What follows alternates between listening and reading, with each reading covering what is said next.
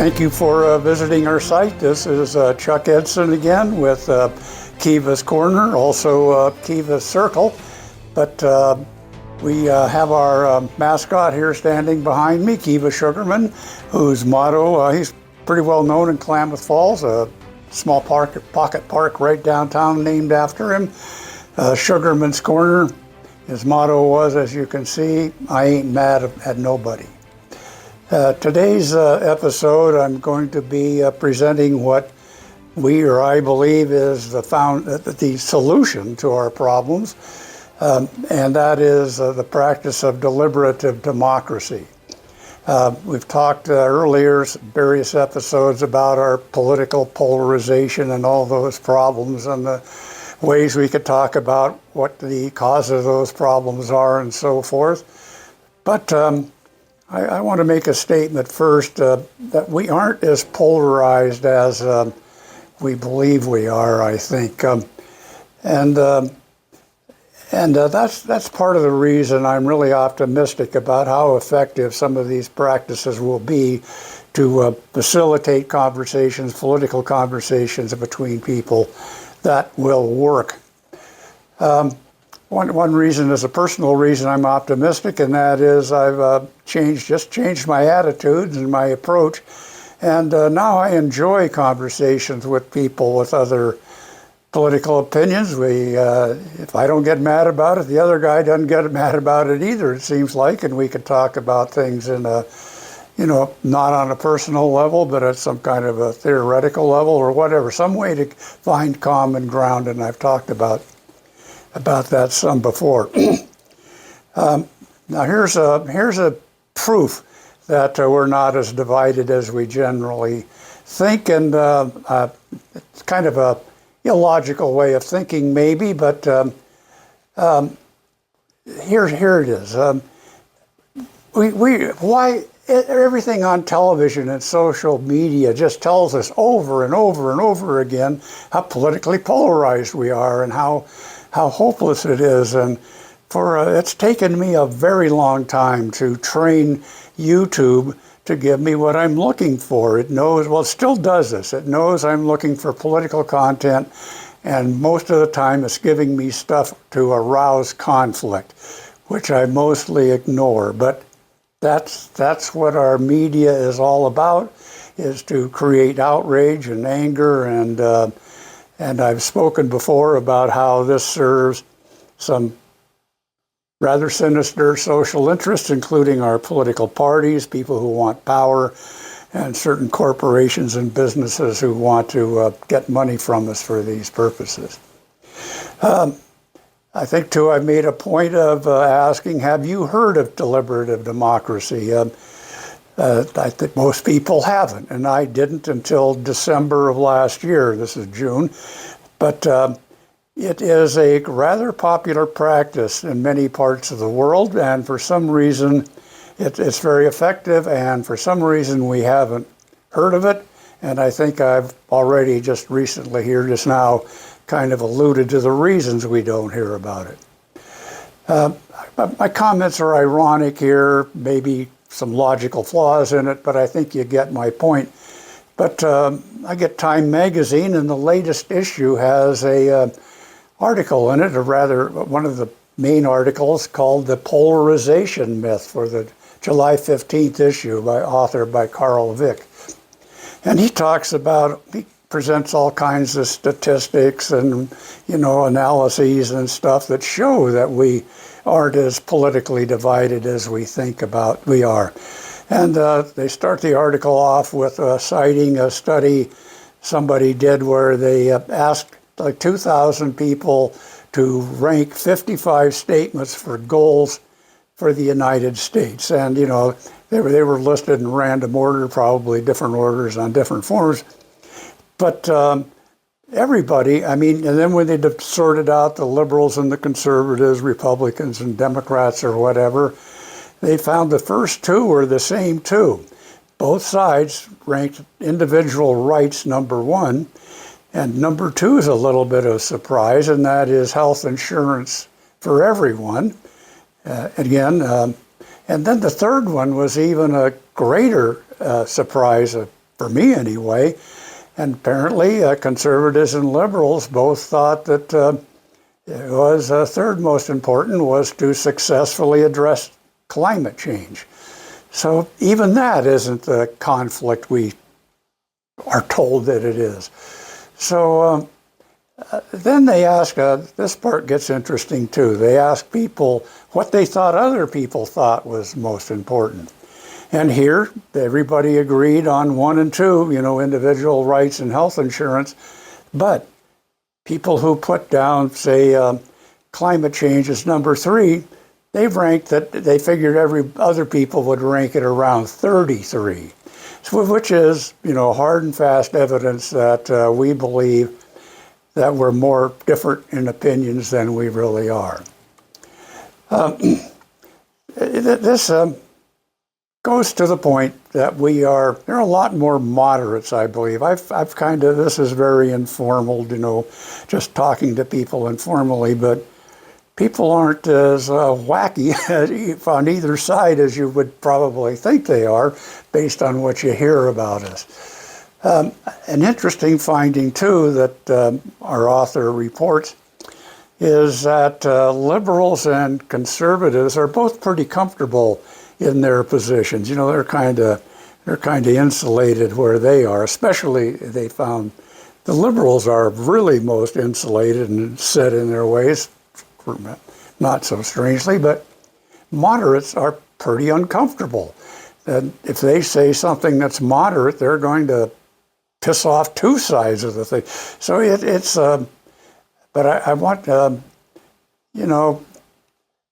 moderates, I think moderates not so much as moderates, but as independents.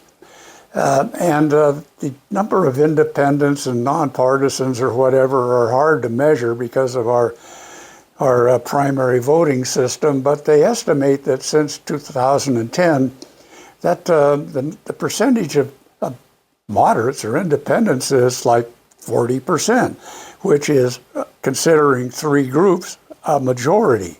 So it's another survey they did, that Gallup does, I guess, every year, is they ask Americans to rate what the most dangerous country is to our security.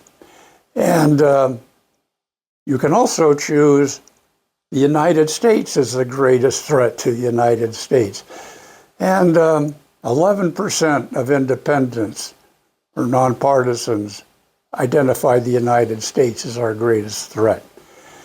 Republicans and Democrats thought it was 1 or 2%. And I increasingly have come to the conclusion that 70 to 80% of people are actually normal. They're not all worked up about the things that people get worked up about. And that the reality of it is that we really have been in this distortion machine. Like if you're on Twitter or X all day, if you're living on TikTok, or you're marinating in even some of the topics that we deal with every day, what happens is the people who have the loudest voices, who often say the most provocative things, tend to dominate that conversation. And it leaves you thinking like, wait, does everyone think this? Does everyone feel this? Is everyone so worked up that they're about to, maybe conduct a civil war to defend their party versus the other? And you realize, no, like most people actually have a life. Most people aren't making politics of the beer you drink or the store that you shop at. And most, one of the examples I use in there is like, I go to church. I know tons of people that are Catholics, Christians, name every different denomination. Like most people aren't like thinking that Trump is sent from God to offer salvation to the people. Like, are there fringe people who think nutty things? Yes. Have there always been fringe people who think nutty things? Absolutely. All right, but before I discuss our plans for the Deliberative Democracy Project here, probably should explain what is deliberative democracy. And I'm going to refer to a couple of sources, although there are many more, but one is a fellow named Michael Neblo, a professor of political science at Ohio State University, and he gave a TED Talk last summer, which he gave it the title, Deliberative Democracy Can Save Town Halls. Now I start with his talk lecture on this. It's only like 18 minutes, but because it will start at the local level and show how deliberative democracy can work at a local level and at a small scale. The next example will be at a much grander scale, which we'll get to. But Dr. Neblo starts out by honoring his grandfather, who he never met, but he came to America in 1922. And he came here just about the time that Benito Mussolini was taking over with the fascist movement in Italy. And he got out of there at that time, probably because he understood enough about what was probably coming that he didn't want to be part of that and would rather come to America, so he did. However, Neblo's grandfather was illiterate and always was. However, it didn't mean he wasn't intelligent, and he did keep informed. For case one, he got out of Italy when the time was ripe. And then he came here and learned English, still didn't read or write, but he kept up to speed with what was going on in the world through conversations with friends. He was like I say, an intelligent guy and curious about the world, and kept informed in a way that Michael Neblo understood was very, pretty profound manner. So, but Michael Neblo goes on to college and graduates from college and gets advanced degrees, gets a PhD in political science. He's really an intelligent guy for sure, but he's taking these graduate level political science classes back in the 70s or 80s or whatever, maybe 90s, and he's learning that from his professors that in order to be to be any kind of a person with any say in politics in a nation, that you must be, pretty highly educated and must keep informed with things in a pretty high or almost academic level. Of course, this was academia, and Michael was thinking, God, that's not my grandfather, and that's not the America as I understand it. So he, Professor Neblo, took it upon himself to research 3 questions that he thought addressed this particular problem or perspective. And because he was taught that most citizens are apathetic and interested in politics, so he wanted to find out if that was true. He was taught that most politicians only listen to their donors and are only interested in hearing from their donors, and he thought that was quite possibly true, but thought he'd try to look into it in a research way. The third assumption that he thought was underlying all this, that there are easy answers out there for for a civilization to come about solving their problems politically if people would just talk about it civilly. And like I said, he thought all these were probably likely true, but instead of that, he found the opposite answers to the question, are most citizens apathetic and uninterested in politics? No, but he found no, they were interested, but it was true that most or whatever, had disengaged from political conditions these days because they believe there's no point to it. They were just frustrated and cynical, and they believe the second point, that no point in trying to get the word to their politicians because the politicians only listen to their donors. So on that question, Neblo looked into it, and he found, well, yeah, it's true that politicians do not very often hear from regular citizens, but and that their donors have undue influence. But he found that the politicians would like to hear more about and would be. They at least said they would be moved by trying to serve the public interest if they only heard what it was. He came to the conclusion that politicians weren't indifferent to the public opinion, but they were blinkered. He called it kind of like blinders in a horse. Maybe you don't know, but I guess in a horse race they put blinders on horses so they're not distracted by what's next to them.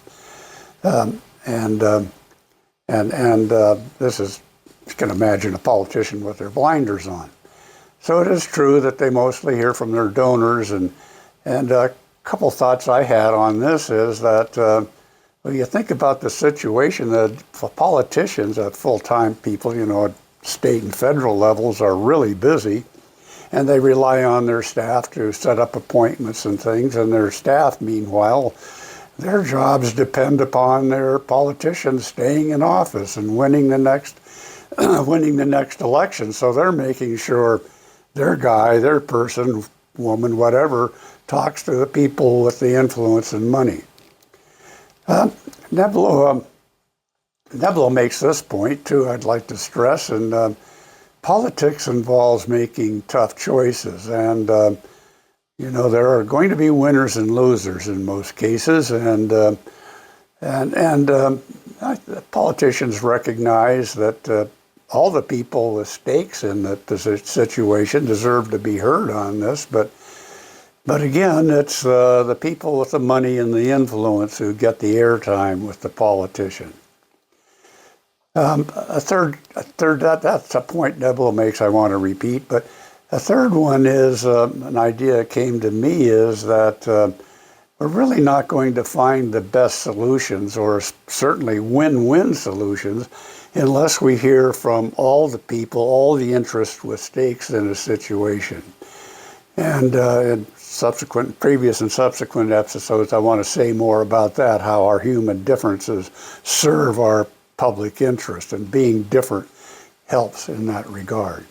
At the time, I didn't know where the realist argument went wrong, but I had a hunch that real democracy wasn't so inconceivable, and that this might be a case of intellectuals jumping to conclusions.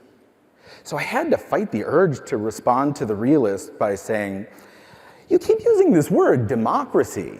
I do not think it means what you think it means." But then I realized the realists were speaking that line to us. They think the story we tell ourselves about democracy is a myth, an immature and destructive myth. Now, hearing the realist take, you might be feeling a little insulted. I did. But you might also worry, as I also did, that there might be more to their case than we'd like to admit. After my study of democracy crashed into my lived experience, I didn't know which to believe. But the energy from the collision has driven my research ever since. I had to resolve the conflict, and I think I have. But before I tell you what we've found, I'd like to find out a little bit about what you think. I'm going to make 3 statements about democracy. Please tell me which you think are true and which are false by a show of hands. Okay, statement 1. Most citizens are too apathetic about politics to stay informed and engaged. Please raise your hand if you think this is basically true. Okay, roughly half and half, I would say, maybe a little more. Statement 2. Most officials would rather please big donors than regular constituents. Raise your hand if you think this one is true. Okay, we got a lot of people not liking the politicians, no big surprise there. And finally, statement 3. Most policy problems have clear solutions if everyone would just stop bickering. Raise your hand if you think this one is true. Not a lot of people going for that one. Okay, thank you. At one point, I actually would have said all 3 statements were true, even number 3, which you guys didn't like very much. But after doing our research, we've found that all 3 are largely false.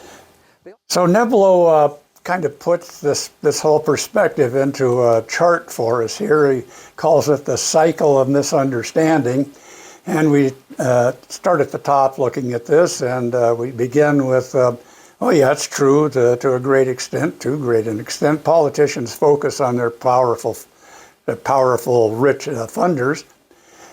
Citizens, see this, and they perceive this as corruption, and It's just a matter of survival for the politician and his staff. And the citizens naturally become frustrated and angry, and so then they disengaged. And then the politicians see this as apathy. Oh, hell, the citizens don't care. My donors do, so I'll listen to them. Or, as Nebula put it, the politicians are blinkered. Just see what's in front of them. And so this cycle goes. Getting it a little more down to earth here, Nebula goes on to describe what he calls the usual town hall. And we have a slide here that you'll be looking at. He talks about the usual town halls and with bad outcomes.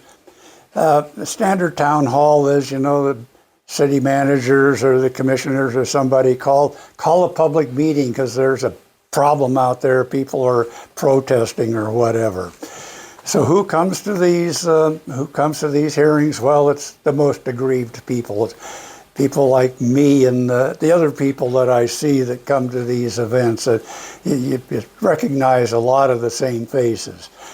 And so it's kind of the same usual suspects.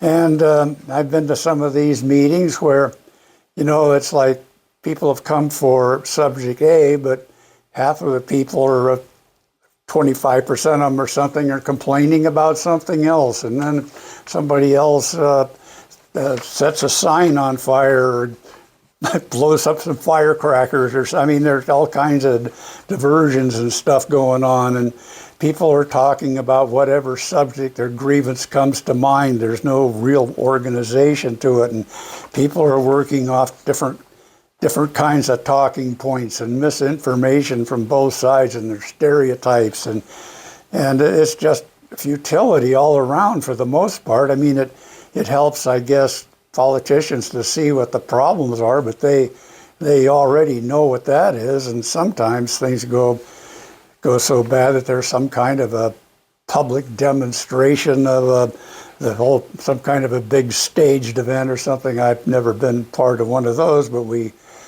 know about that. So this leads us to Nebula, I think, went through this to describe the kinds of things that go wrong with a lot of public meetings and hearings and so forth. But there's a better way to go about it. And this is new in the sense that it's come back from 2,500 years ago. To a great degree, these are practices that were done in ancient Greece, in Athens, 2,500 years ago. And, the first case of democracy known in the world. Although I think a lot of rather primitive groups were practicing things similar to this all along. It just happened in a formal way, and the Greeks had writing and kept records of their political proceedings, unlike early civilizations before things got really civilized and organized. But that's a subject for another episode, I guess. But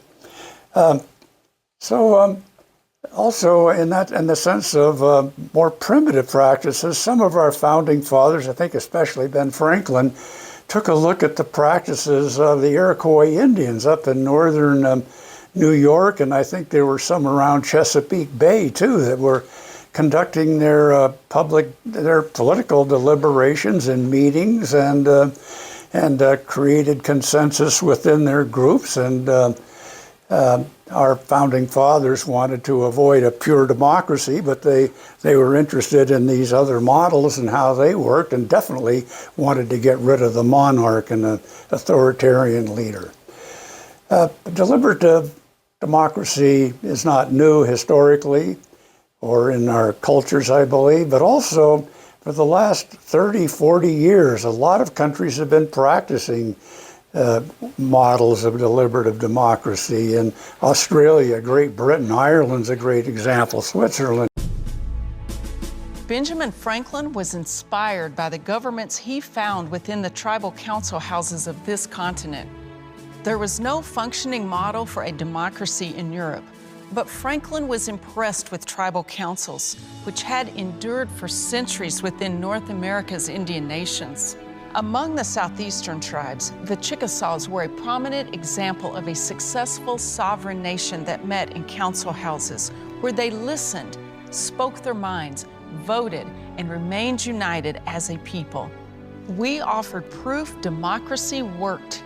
So in Philadelphia, Franklin and soon other founding fathers persuaded the remaining state delegates to form a self-ruling union and sign America's Constitution. A reminder that Chickasaw history is world history in the America we share today. To get back to Neblo, he presents a second table here that basically the first two columns are what he had in the first one, but he adds a third column, which is a deliberative approach to town halls. And he would like to know that the two right columns have deliberative town halls, how they're different. And he talks about random selection instead of self-selection in the usual suspects. For example, in Athens, once a year or whatever, all the citizens, all the white males, property owners, slave owners and stuff, they were the citizens, then no women or slaves, but they came in and they would sit in the bleachers and somebody would draw letters like a bingo game. And so row B12, you guys are on the Senate. And, I-14, you guys are on the Senate too. So it was random selection, and that was representative of the opinions of people because it was at random, kind of like a jury selection or something. A deliberative town hall, too, is different in that we stick to one subject, and which promotes, avoids distractions and has more in-depth conversations. Another problem with the usual town halls is that there's lots of information. Besides lots of different opinions flying around, there's misinformation. And in a deliberative approach, the representatives are given what's called impartial, comprehensive information. And we'll talk a little more about that in a little bit, but basically, it's just what it's called. It covers all the perspectives from the best evidence and the best arguments for all the important interest at stake on that issue. And this leads to real communications on the issues and a whole lot better in depth and better understanding of things.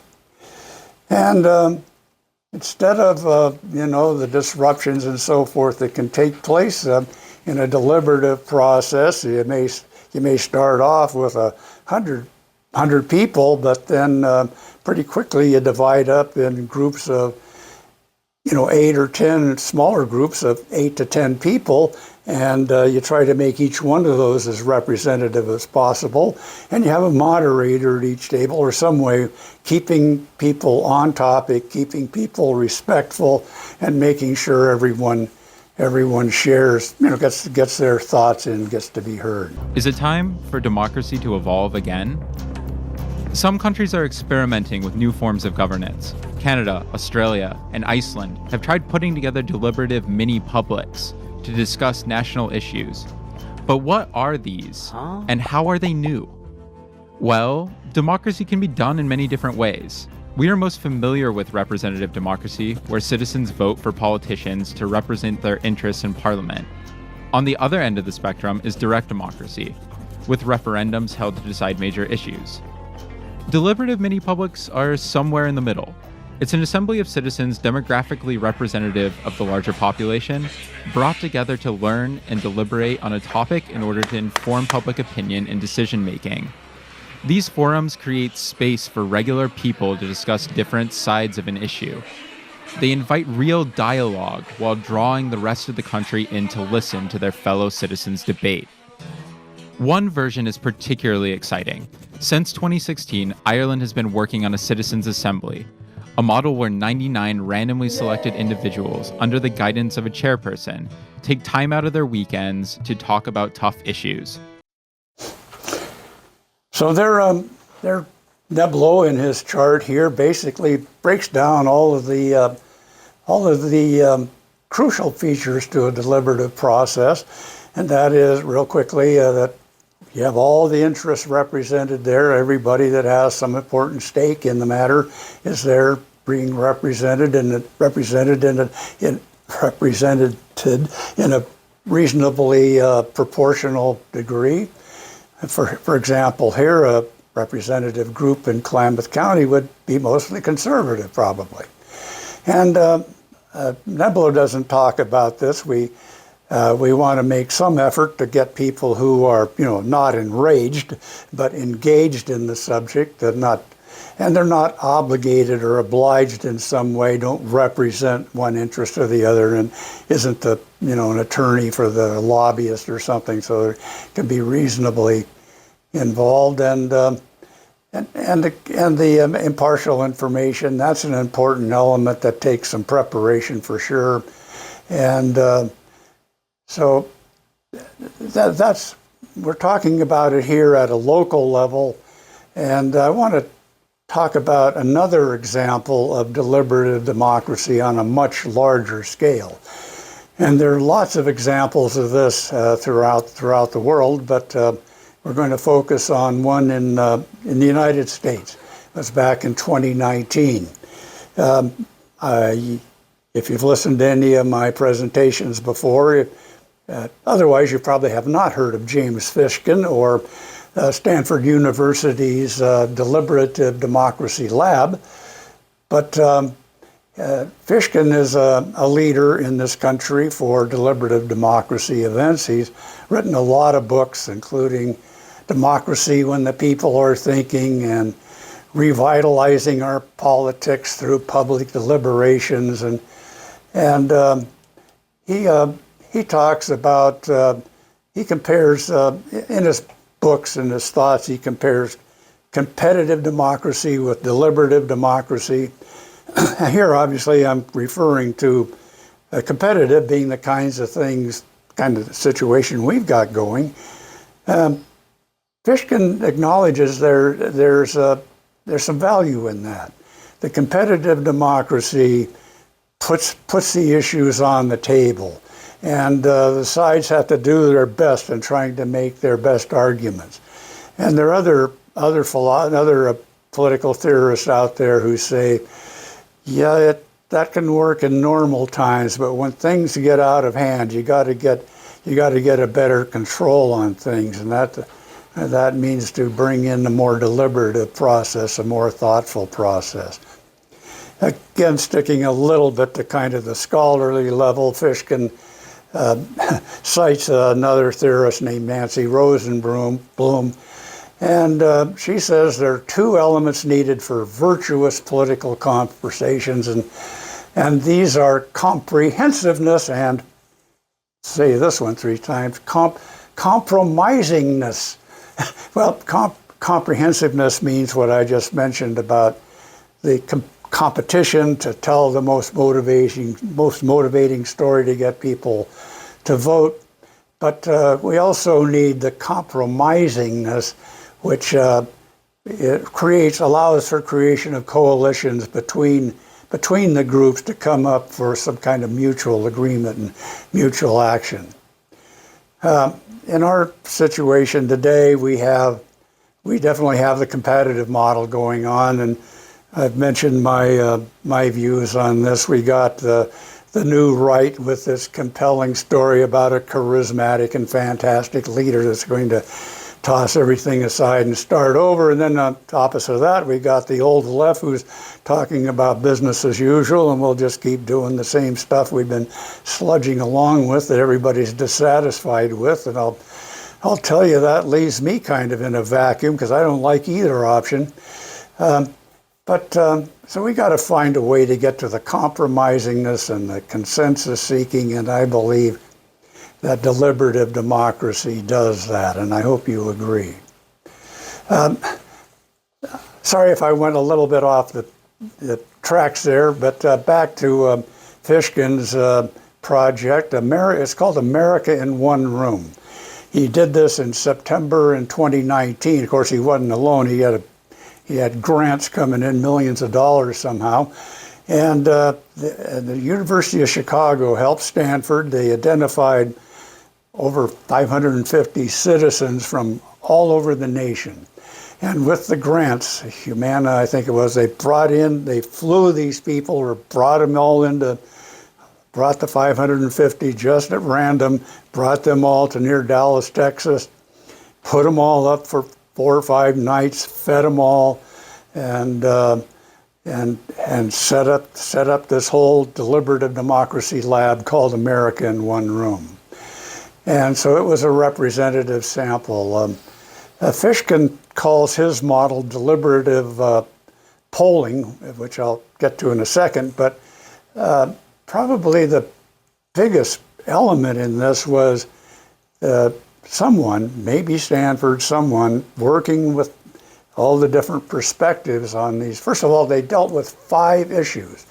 And this is 2019, and these issues are big ones: immigration, the economy, healthcare, foreign policy, and the environment.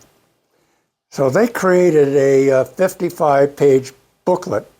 It's really nice and slick, impartial briefing papers. It's great, and it's impartial, as I said. Here's a link to Helena. That was the funding operation is called Helena, and here's a link to their website.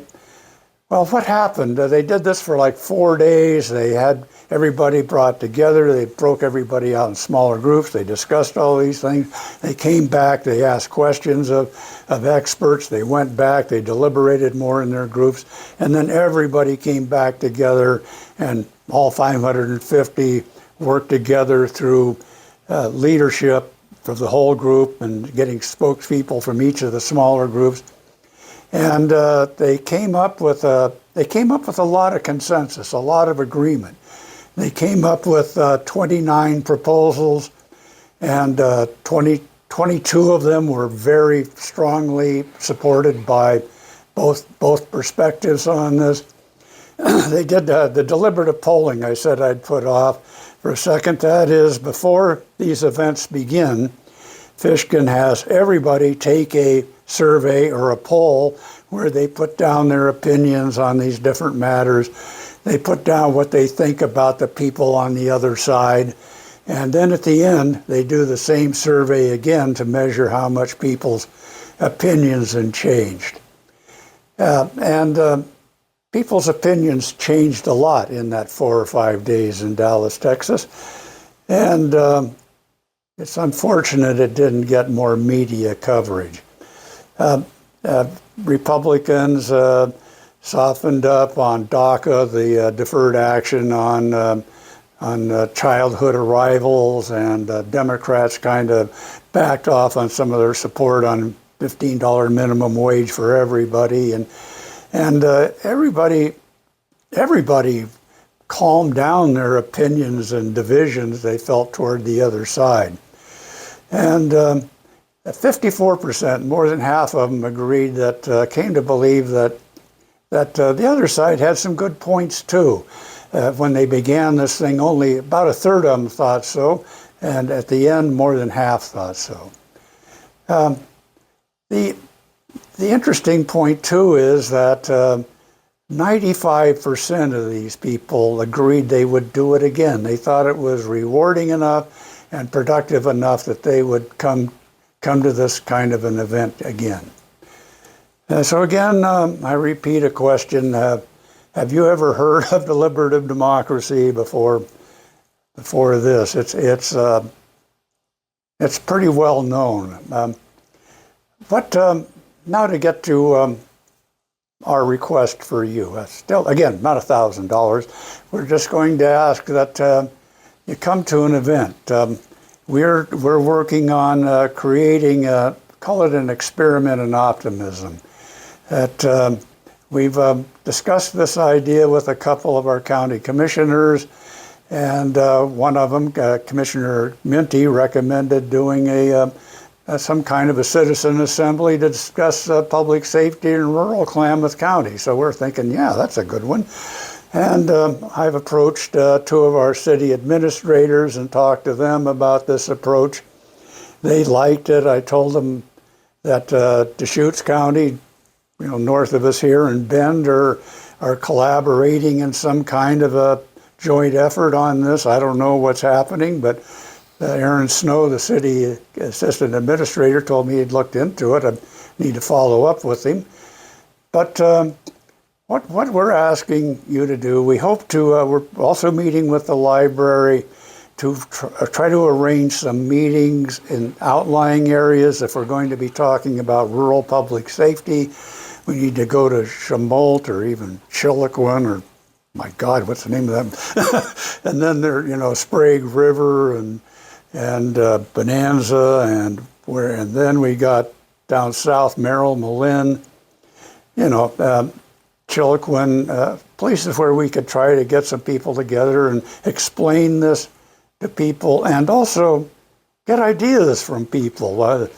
This deliberative democracy model is very flexible. I mean, there are many things you can do with it. It's scalable. I mean, meaning you could make it for small groups or thousands of people. We don't want to do that. So we're asking that you please. It'll take what I call some unusual core courage to, especially for moderates, to come forward and say, hey, I'm stuck here in the middle with you guys, and maybe I have some ideas here. Yeah, I don't think the issues have been really joined because people aren't sufficiently focusing on the issues yet. But when the issues are joined, I think that if people can think carefully about what's really important to them and to others in their communities, democracy will work fine. And one of the things that we found that we were very interested in this democratic reform thing is that support for the guardrails of democracy, electoral democracy, counting the votes properly, giving everyone access to the vote, and who was qualified, and not interfering with elections, went way up and continued. And I think that continued in the follow-up. And I think we just have to learn to listen to each other. No matter how extreme a viewpoint, if engage in a civil conversation, some of those people will change their views. Please consider, if we get this thing going, we'll post it out there and make announcements for it. If this interests you at this point, please drop us a message on Facebook, or if you don't want to be publicly known, send me an email, and my email address is here, and my phone number too, but appreciate an email response if you would do that. Thank you again. I'm signing off for here, and thanks to Chris and Tiffany for their help in this production, and thank you very much, and please keep track with us. Thanks a lot. Bye.